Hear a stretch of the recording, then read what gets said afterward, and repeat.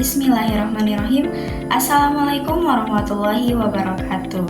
Kami dari mahasiswa Universitas Islam Nusantara, Fakultas Keguruan dan Ilmu Pendidikan, Program Studi Pendidikan Luar Biasa semester 3. Sebelum kami masuk ke pembahasan lebih lanjut, izinkan kami memperkenalkan diri terlebih dahulu. Yang pertama, saya sendiri Fadla Nur Mufidah dengan NIM 41032102241154. Baik, selanjutnya ada rekan saya. Perkenalkan, nama saya Jejadita Indah Kurniawati dengan NIM 41032102241175.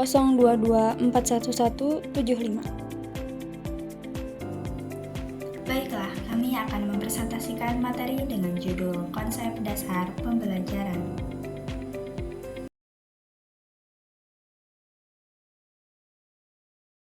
Selanjutnya, pertama-tama akan dijelaskan oleh rekan saya, Saudari Aziza. Baik, materi pertama akan dijelaskan oleh saya. Materi pertama yaitu pendahuluan. Pendahuluan dibagi menjadi 5 bagian. Yang pertama ada pengetahuan berkembang melalui proses belajar dan pendidikan. Yang kedua, pendidikan adalah interaksi antara guru dan siswa untuk membentuk pribadi yang mandiri, berakhlak mulia, dan pengetahuan. Yang ketiga ada berdasarkan Undang-Undang Nomor 20 Tahun 2003, pendidikan dilakukan secara sadar, terencana, dan sepanjang hayat. Yang keempat ada belajar itu proses memperoleh pengetahuan. Dan yang terakhir, perkembangan adalah cara guru membantu siswa untuk belajar efektif. Selanjutnya ada materi yaitu konsep belajar. Konsep belajar ada 4 bagian. Yang pertama, belajar adalah proses sadar yang mengubah perilaku, pengetahuan, dan keterampilan melalui pengalaman. Yang kedua, psikolog melihat belajar sebagai proses alami. Yang ketiga, pendidik memandang belajar sebagai proses yang dirancang. Dan yang terakhir, belajar terjadi melalui pendidikan formal, non-formal, dan pengalaman sehari-hari. Baik, materi selanjutnya yaitu bentuk-bentuk belajar. Bentuk-bentuk belajar ada 7 bagian. Yang pertama, ada belajar observasional, yang kedua belajar kognitif, yang ketiga belajar klasik, yang keempat belajar operan, yang kelima belajar melalui pengalaman langsung, yang keenam belajar sosial, dan yang terakhir belajar melalui penemuan. Baik, bagian yang pertama yaitu belajar observasional.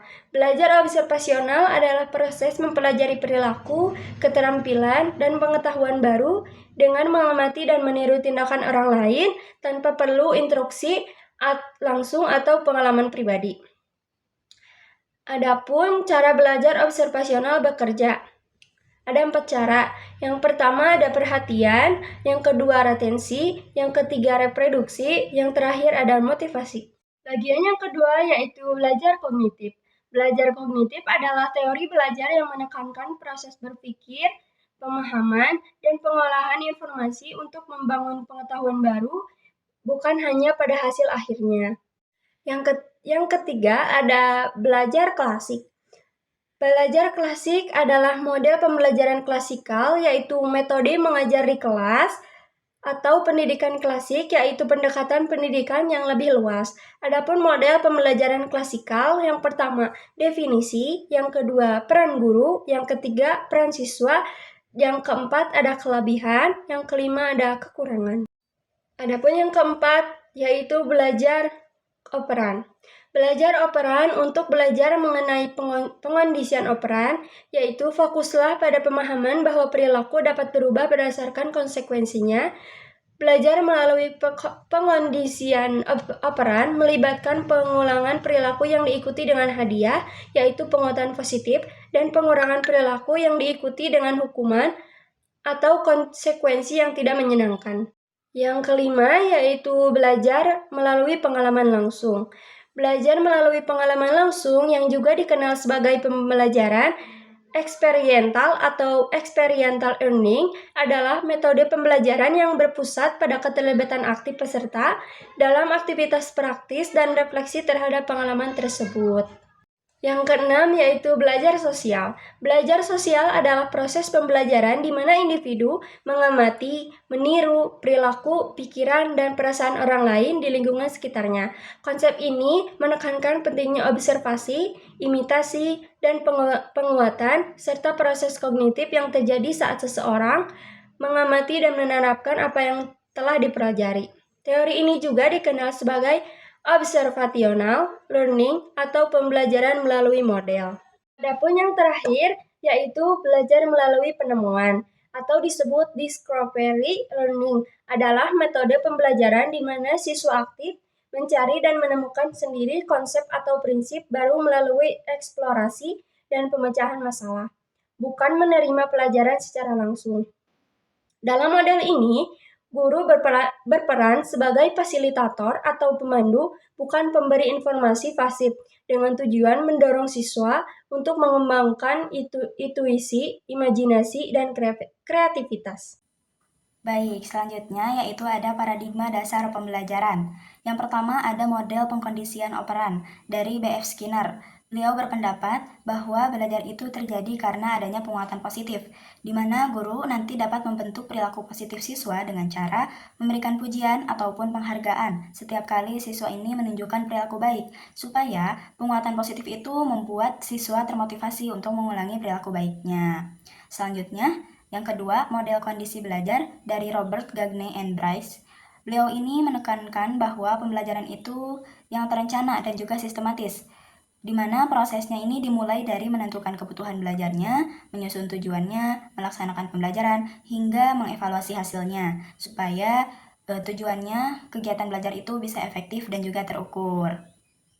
Selanjutnya, yang ketiga itu ada model pemrosesan informasi, di mana model ini melihat belajar itu sebagai proses mengolah informasi dari lingkungan menjadi pengetahuan, di mana di sini guru berperan untuk membantu siswa memahami, menghubungkan, dan menerapkan informasi baru supaya tidak sekedar menghafal, tapi benar-benar memahami apa yang dijelaskan oleh guru. Selanjutnya, model perkembangan kognitif dari Jean Piaget. Nah, beliau menekankan bahwa pembelajaran itu harus disesuaikan dengan tahap perkembangan berpikir anak, di mana anak ini akan lebih mudah belajar jika mereka mengalaminya sendiri, mencoba langsung, dan juga mengeksplorasi sesuatu, bukan hanya mendengarkan penjelasan guru saja, tapi mereka benar-benar mencobanya langsung. Selanjutnya, model belajar sosial dari Albert Bandura. Beliau juga berpendapat bahwa siswa ini bisa belajar dengan mengamati dan meniru perilaku orang. Jadi, ketika kita menjadi guru, harus menjadi teladan yang baik, baik dalam sikapnya, etika, maupun cara belajarnya. Karena siswa ini akan mencontoh apa yang mereka lihat, bukan hanya apa yang mereka dengar saja. Selanjutnya, yang terakhir itu model atribusi dari Bernard Weiner.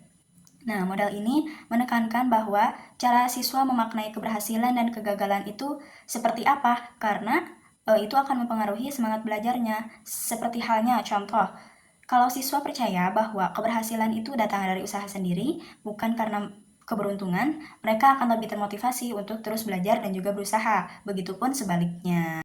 Selanjutnya yaitu mengenai faktor-faktor yang memengaruhi sistem pembelajaran. Yang pertama yaitu guru.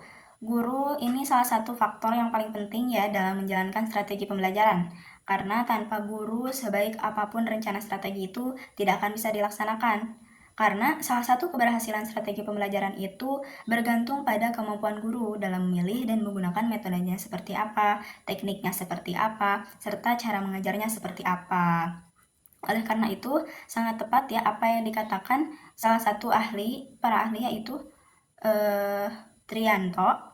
Beliau mengatakan bahwa pembelajaran itu adalah upaya secara sadar dari seorang guru untuk membimbing siswanya dengan mengarahkan interaksi siswa dengan sumber belajar lain, supaya tujuan belajar itu bisa tercapai. Selanjutnya, yang kedua yaitu siswa. Karena setiap siswa ini kan memiliki keterbatasan yang berbeda-beda. Karena tidak semua anak ini belajar dengan kecepatan dan cara yang sama. Karena perkembangan setiap manusia itu berbeda-beda. Begitupun dengan cara belajar siswa itu bisa berbeda karena dipengaruhi oleh latar belakang dan juga karakter masing-masing dari siswa. Begitupun siswa juga mempunyai tingkat kemampuan yang berbeda-beda, ada yang tinggi, sedang, maupun rendah.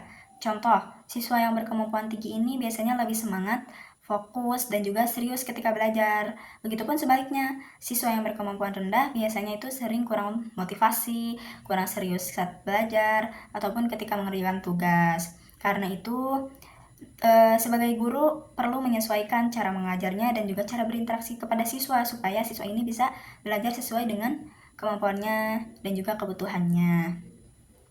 Yang ketiga, yaitu fasilitas dan infrastruktur. Fasilitas sendiri yaitu segala hal yang langsung mendukung kelancaran proses belajar, seperti adanya media pembelajaran, alat-alat belajar, peralatan sekolah, dan lain sebagainya. Sementara lain, infrastruktur sendiri yaitu hal-hal yang secara tidak langsung ini membantu keberhasilan belajar, seperti halnya adanya jalan untuk ke sekolah, adanya penerangan sekolah, adanya toilet, dan lain sebagainya. Dengan begitu, ketersediaan fasilitas dan infrastruktur yang lengkap akan memudahkan guru juga untuk menjalankan pembelajaran secara efektif dan juga efisien, sehingga kualitas belajar siswa nanti akan bisa lebih meningkat dan juga lebih semangat. Selanjutnya yang keempat yaitu lingkungan. Karena lingkungan ini menjadi salah satu peran penting juga untuk siswa. Di dalam lingkungan ini terbagi dua faktor utama yang mempengaruhi pembelajaran, yaitu organisasi kelas dan juga iklim sosial psikologis. Di mana yang pertama, organisasi kelas ini berhubungan dengan bagaimana kelas ini diatur, termasuk jumlah siswanya. Jika jumlah siswanya ini terlalu banyak, prosesnya juga ketika belajar ini akan jadi kurang efektif, karena yang pertama, waktu belajar siswa itu jadi terbatas. Terus, kepuasan belajar siswa ini jadi menurun. Adanya perbedaan antara siswa ini semakin terlihat. Bahkan sebagian siswa ini akan ada yang jadi pasif ataupun tidak mau ikut kegiatan. Oleh karena itu kita harus seimbang ketika mengatur kelas, jangan terlalu penuh dan harus sesuai gitu. Selanjutnya, iklim sosial psikologis, di mana iklim sosial psikologis ini yaitu suasana hubungan antara orang di lingkungan belajarnya. Artinya, seberapa baik hubungan antara siswa, antara guru dan siswa, antar guru, serta antar sekolah dan pihak luar seperti orang tua dan masyarakat. Jika hubungan antar sekolah itu seperti yang tadi saya jelaskan itu baik, mau dari guru kepada siswa, guru kepada sekolah, guru kepada orang tua, dan lain sebagainya, jika keduanya ini bisa terjalin dengan baik, maka hasilnya nanti siswa ini akan lebih semangat belajar. Terus adanya dukungan dari masyarakat, nanti program sekolah juga akan berjalan lebih lancar dan juga nanti sekolah bisa berkembang lebih efektif. Selanjutnya yaitu mengenai merencanakan pembelajaran. Nah, salah satu bagian penting juga ya untuk merencanakan pembelajaran ini, karena materi apa yang akan kita diajarkan. Oleh karena itu kita harus merencanakan pembelajaran terlebih dahulu supaya lebih matang, karena pembelajaran yang berkualitas itu akan tercapai jika guru ini merencanakan pembelajaran ini secara teliti. Nah, begitupun ketika guru ini sebaiknya menyusun strategi pembelajaran itu untuk menyampaikan berbagai konsep atau isi materi kepada siswa itu dengan teliti, seperti apa caranya, metodenya seperti apa, tekniknya seperti apa. Untuk itu, guru ini tidak hanya perlu menguasai ilmu pengetahuan saja, tetapi harus paham bagaimana supaya siswa ini benar-benar memahami apa yang guru jelaskan. Nah, selain itu, rencana pembelajaran juga sebaiknya dibuat dalam bentuk tulisan, supaya tujuannya guru ini bisa mengevaluasi dirinya sendiri saat proses pembelajaran berlangsung. Apa nih yang membuat siswa ini terkadang sulit mengerti, kita bisa mengevaluasinya sendiri. Sehingga nanti tuh guru bisa dilakukan pengajaran yang semakin baik dan semakin baik lagi. Baik, selanjutnya yaitu strategi pembelajaran. Nah, strategi pembelajaran ini adalah salah satu cara guru untuk mengatur proses belajar supaya tujuan pendidikan itu bisa tercapai. Nah, ini ada beberapa strategi yang biasa digunakan. Yang pertama yaitu strategi ekspositori, yaitu penyampaian materi secara langsung oleh guru. Nah, strategi ini tuh cocok untuk memperkenalkan konsep-konsep dasar materinya, materi dasar-dasarnya, dan juga bersifat teacher-centered. Nah, yang kedua yaitu strategi inquiry, yaitu strategi yang melibatkan siswa secara aktif untuk mencari dan juga menemukan jawabannya sendiri. Nah, strategi ini tuh menumbuhkan kemampuan berpikir kritis dan rasa ingin tahu. Selanjutnya, strategi pembelajaran berbasis masalah, di mana siswa ini belajar melalui pemecahan masalah nyata. Strategi ini melatih kemampuan berpikir logis dan juga analitis. Selanjutnya, strategi kooperatif, yaitu pembelajaran dalam kelompok kecil untuk mencapai tujuan bersama, di mana strategi ini membantu siswa untuk belajar berkomunikasi, bekerja sama, dan juga saling membantu. Selanjutnya, strategi kontekstual, yaitu yang menghubungkan materi dengan kehidupan sehari-hari. Tujuannya supaya siswa ini dapat menerapkan pengetahuan dalam konteks nyata.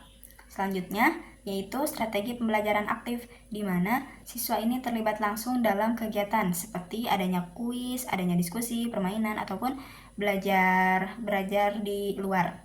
Supaya strategi ini tuh membuat pembelajaran lebih hidup dan menyenangkan kepada siswa. Baik, selanjutnya yang terakhir yaitu strategi pembelajaran kuantum. Nah, strategi ini tuh merupakan program percepatan belajar yang dikembangkan oleh Learning Forum, yaitu sebuah lembaga pendidikan internasional. Nah, program ini tuh berfokusnya kepada perkembangan kemampuan akademik sekaligus keterampilan setiap siswa. Baik, kesimpulan dari materi konsep dasar pembelajaran ini bahwasanya pembelajaran ini merupakan proses yang berlangsung secara sadar antara guru, siswa, dan lingkungan untuk mencapai tujuan pendidikan, di mana dalam proses pembelajaran ini, guru menjadi peran penting dalam merancang kegiatan belajar yang sesuai dengan kebutuhan siswa, karena keberhasilan belajar ini tidak hanya bergantung pada kemampuan siswa saja, tetapi juga dipengaruhi oleh berbagai faktor.